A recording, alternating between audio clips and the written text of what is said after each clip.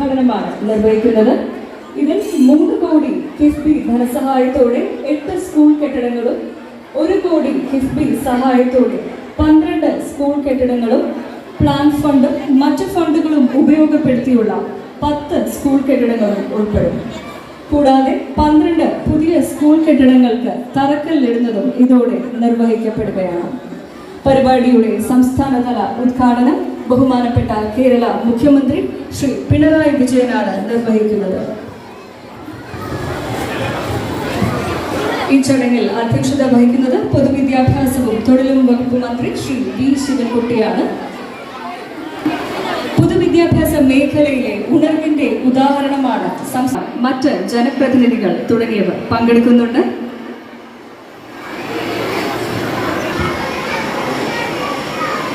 ലഹരിക്കടിപ്പെടുന്ന, ഡ്രഗ്സിനടിപ്പെടുന്ന ആ കുട്ടിയും യുവാവും സമൂഹത്തിന് ഒന്നിനും പറ്റാത്ത ആളായി മാറുകയാണ്. ഇത് തിരിച്ചറിയാൻ നമുക്ക് കഴിയണം. ആരായാലും ആ ആളെ അതിൽ നിന്ന് മോചിപ്പിച്ചെടുക്കാനുള്ള ശ്രമം ഫലപ്രദമായി ഉണ്ടാകും. സ്കൂളുകളെ പ്രത്യേകമായി ലക്ഷ്യമിടുന്നു. നാം അത് ഗൗരവമായി കാണണം. അധ്യാപകരും രക്ഷിതാക്കളും PTA എല്ലാം തികഞ്ഞ ജാഗ്രതയോടെ ഇത് കൈകാര്യം ചെയ്യണം. ചിലപ്പോൾ 1 or 2 കുഞ്ഞുങ്ങളാകാം ഇതിനിരയാകുന്നത്. അത് സാരമില്ല എന്ന നിലയെടുക്കാൻ പറ്റില്ല. അത് ഒരു രോഗലക്ഷണമാണ്. വ്യാപിച്ചേക്കാം. വ്യാപിക്കുന്നതിന് മുൻപ് തന്നെ ഇതിൽ നിന്ന് മോചിപ്പിക്കാൻ, അതിനിരയായവരെ മോചിപ്പിക്കാൻ കഴിയണം. അതിനുള്ള ഇടപെടലുണ്ടാവുന്നത് നിർബന്ധമായി വേണ്ടത് രഹസ്യമായി വെക്കാതിരിക്കലാണ്.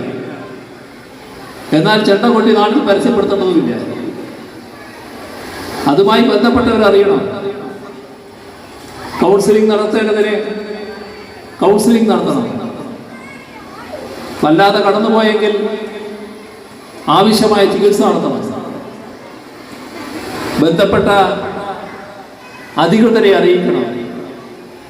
കുടുംബത്തിൻ്റെ പേരും സ്ഥാപനത്തിൻ്റെ പേരും ദോഷമായി പോകുമോ എന്ന ആശങ്കയിൽ രഹസ്യമാക്കി വെക്കാൻ പാടില്ല.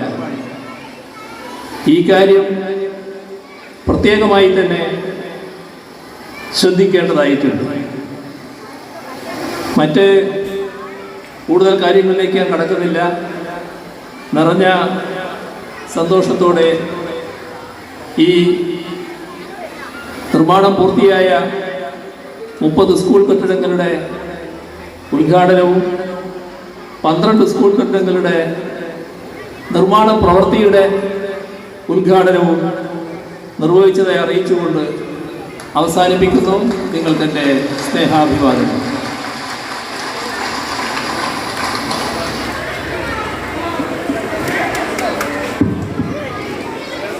സ്മാർട്ട് കേരളത്തിൻ്റെ ഭാഗമായ സ്മാർട്ട് കരികപ്പാറയുടെ ഒരു